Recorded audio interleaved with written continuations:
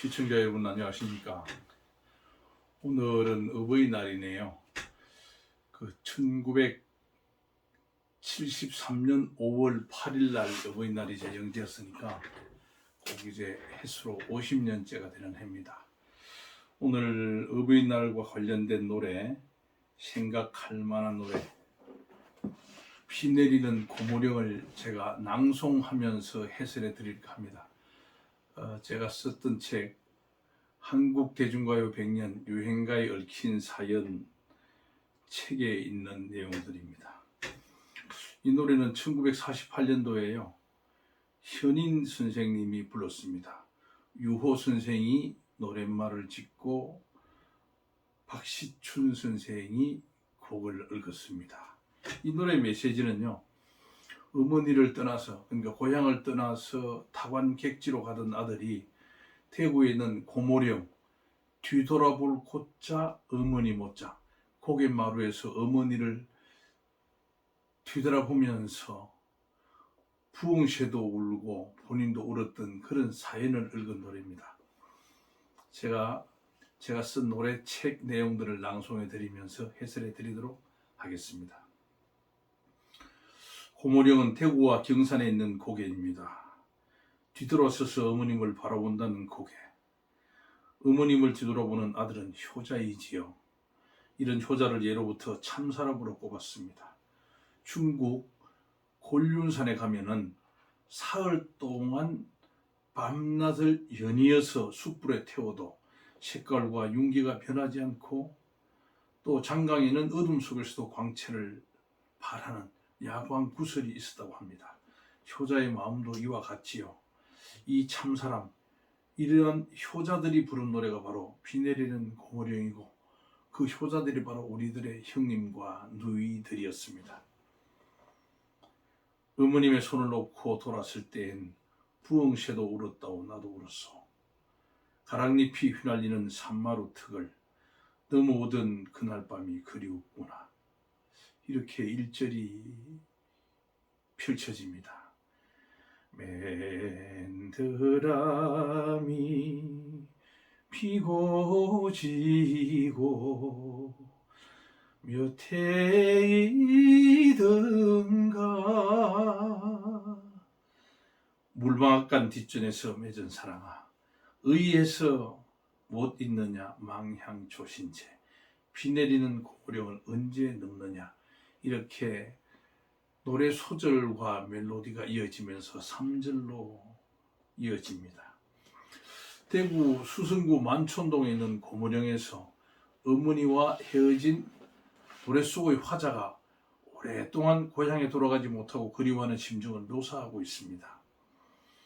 고모령을 한 맺힌 이별 장소로 묘사하면서 눈물 어린 인생 고개로 은유하고 어머니를 녹여 대중들의 가슴을 후벼판 민중노래가 바로 이 노래입니다. 스스로를 망양초신세라고 자주하면서 비통하게 향수를 달리는 내용은 일본 제국주의 식민지와 태평양 전쟁으로 많은 사람들이 오랫동안 고향을 떠나거나 사랑하는 사람과 헤어져 있어야 했던 격동기의 시대 상황과 잘 어우러집니다. 노래 발표 당시 고모령은 경북 경상군이었으며 인근에는 경부선 철도 고모역이 있었습니다. 이 노래는 전 최규하 대통령께서 즐겨 불리셨던 곡이기도 합니다. 1969년에는 임권택 연출로 같은 제목의 영화가 제작되었었습니다. 2001년에는 노래 무대인 고모령의 노래비가 세워졌지요. 앞에는 노래의 가사가, 뒷면에는 이 노래가 고향에 대한 그리움과 어머니를 향한 영원한 사모곡으로 널리 애창되기를 바란다는 문구가 새겨져 있습니다.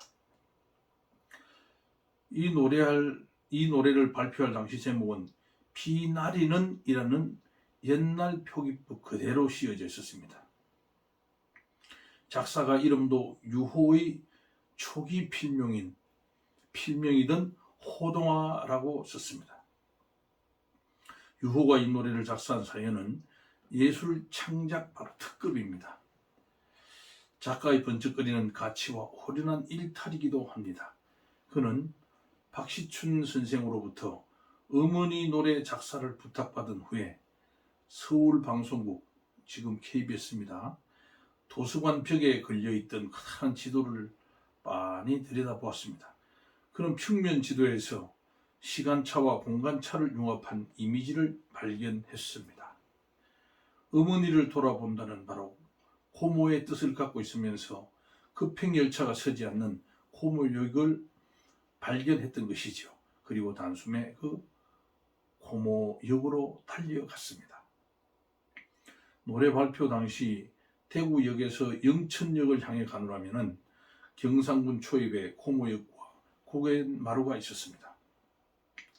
예전에는 지금보다 조금 좁고 더 가팔랐지요. 일본 제국주의 식민지 치하 때는 징용으로 끌려가던 아들들이 여기까지 따라온 어머니의 손을 놓고 이별하던 곳입니다. 그리고 몇 분이고 뒤돌아보고 손을 흔들던 곳이기도 하지요. 고모역은 1925년에 건립되었다가 2006년 11월에 81년의 역사를 끝으로 폐쇄된 사진 속에만 남아있는 역입니다. 이 노래를 부른 현인 선생의 창법은 승합 발성을 기반으로 한 특유의 떨림이 매력이었습니다. 분한곡, 즉 외국 곡을 가지고 와서 가사를 입혀서 부른 열창은 세계적인 추세와 함께 이국적인 분위기를 연출하기도 했었지요. 그는 6.25 전쟁 전후에는 전쟁 상황과 피란 상황의 애환을 그려서 그 시대 분위기를 음유한 노래를 불렀으며 지병인 당뇨병을 앓다가 2002년 4월 13일 향년 82세로 하늘 여행을 떠나셨습니다. 그는 대한민국 건국 이후에 음반을 발표하면서 데뷔했던 제1호 가수입니다. 그 다음 2호 가수가 백년설, 남인수 이렇게 이어져 갑니다. 낭중지추입니다. 송곳은 주머니 속에 넣어두어도 뾰족하게 표식이 난다는 그런 뜻이지요. 흔히 이러한 참 인재를 두고 사는 말입니다. 참 인재는 바로 어느 쪽으로도 치우치지 않고 미혹되지도 않고 한결같은 바른 말, 바른 마음으로 부모님을 잘 복양하고 사회적 관계를 유지하는 사람입니다. 그렇습니다. 노래에도 보편적인 가치를 혼용한 참 노래가 있습니다. 고갯마루에서 뒤돌아본 어머니, 그 어머니에 대한 참 노래의 정수.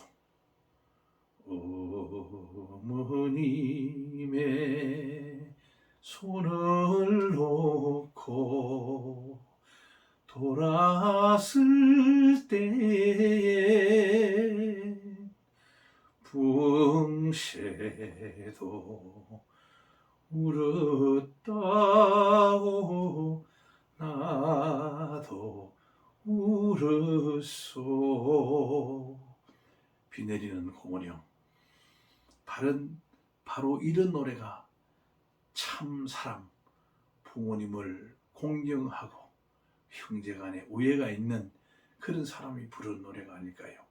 이런 노래들은 100년이 흘러가도 국민들이 애창하는 국민 애창곡, 효도곡이 될 것입니다. 감사합니다.